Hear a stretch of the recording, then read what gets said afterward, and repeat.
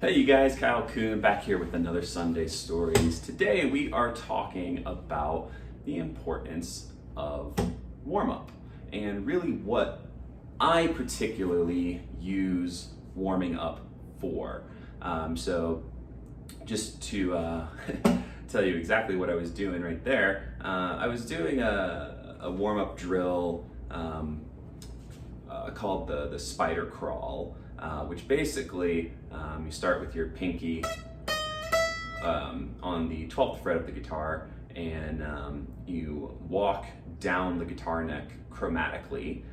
So you walk down playing a note on each fret, and this drill or warm-up exercise is to get your fingers moving in multiple different directions. So walking down,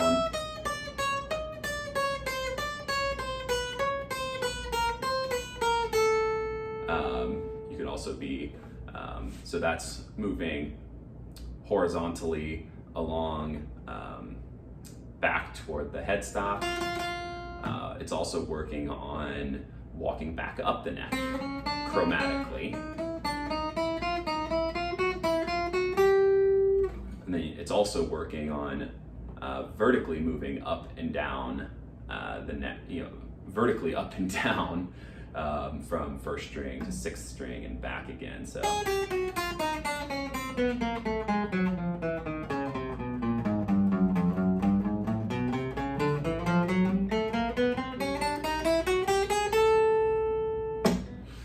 we're working on these little techniques and stuff so that when we get to where we're actually playing chords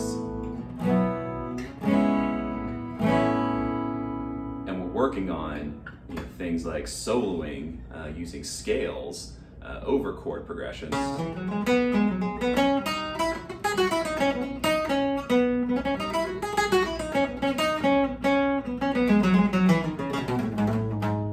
we're not thinking, oh, I gotta change direction here, or we can more smoothly transition from technique to technique because we've internalized these techniques essentially. So some of the techniques that I'm working on here in this spider crawl, obviously getting the fingers used to walking up and down the neck. I'm also working on alternate picking, so every time I'm picking a string, I'm alternating down, up, down, up, down, up, down, up, down, up, down, up, down, up, down, up, down, up, down, up, down, up, down, up, down, up, down, up, down, up, down, up, down, up, down, up, down, up. And then we're also working on counting, so 1, 2, 3, 4, 5, 6, 7, 8, 9. 1, 2, 3, 4, 5, 6, 7, 8, 9. Now, how do we take this guitar warm-up and apply it to triathlon? Well, we have 3 sports, or I should say 3 disciplines within the sport of triathlon, and each discipline pretty much requires its own warm-up. A lot of people think that the warm-up is just to get your muscles primed and ready. No, the warm-up in triathlon, just like warming up here on the guitar, is designed for is so that we can think through each movement. So if we're swimming and we're warming up while swimming, yes, like maybe the first couple hundred meters of our swim warm-up is to get a little loose. Then you transition into thinking about, okay, these are the techniques that I want to focus on or emphasize during this workout. So for me, that might be I want to focus on a cue that is, keeping my fingers pointed toward the bottom of the pool or the bottom of the lake or the bottom of the bay or whatever I'm swimming in at all times. So I might think about different things during my warm-up that cue me to where when I do get to the main set or I'm in a race situation, I'm not thinking about, okay, pop the shoulder, point the fingers, get the elbow high and pull back, make sure you're not twisting your hand part way down. So, because when you're in a race or a performance situation, you don't have time to think about all that stuff. So the warm-up is used to internalize that stuff and make it become second nature. So during the warm-up, I coach a weekly, or sometimes every other week or so, I coach a bike trainer session via Zoom for some athletes.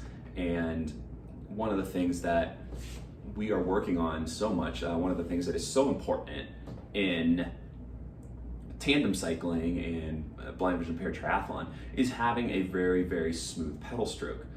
So our warm-up really focuses on having a smooth pedal stroke, and so we give them various cues, like imagine your foot floating in the center of your shoe, and it's not touching any part of the shoe, and you're pedaling in circles.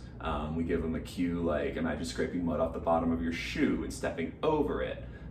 We also do drills like a single leg drill, where we're not focusing on producing lots of power. We're just trying to make that pedal stroke as smooth as possible so that when we transition into racing mode,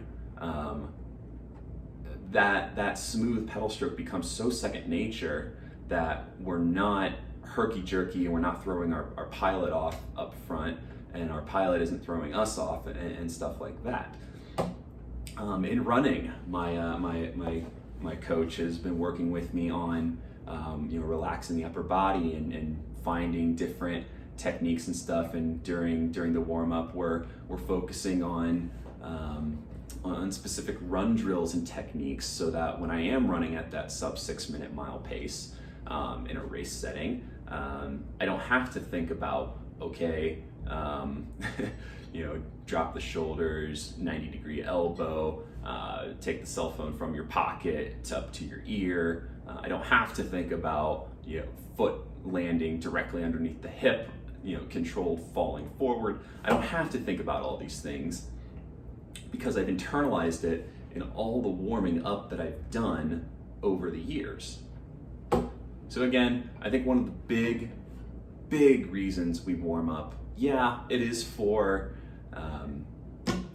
priming the muscles, for loosening up, but really what the warm-up, and also you could argue the cool down as well, what their primary main purpose is to internalize and really practice and focus on the techniques that you use for that particular workout or that particular music session or whatever.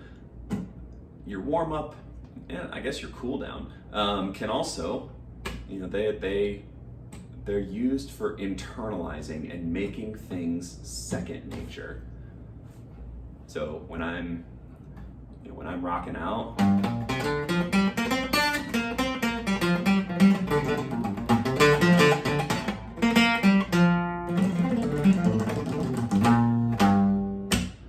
I'm not thinking in my head that, I'm not thinking I need to,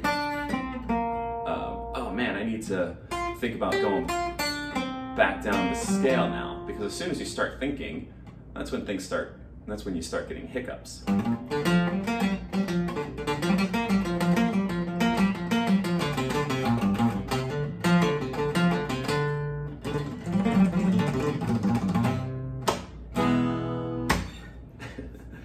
Anywho, so yeah, guys, so just think about that the next time you're warming up, whether on the guitar or you're going into the pool or getting on your bike or going out for a run.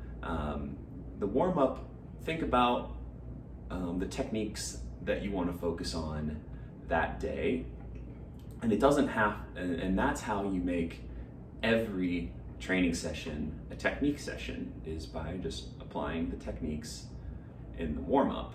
so that they internalize, and then you eventually become a better musician, runner, cyclist, swimmer, triathlete down the road.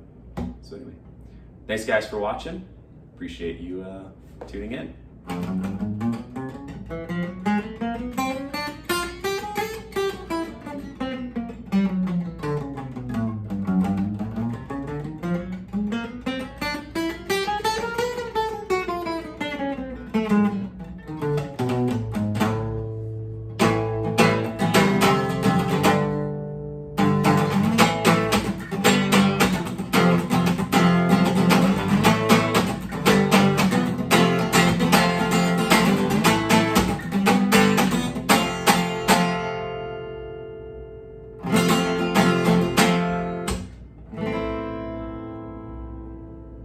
Have a good one.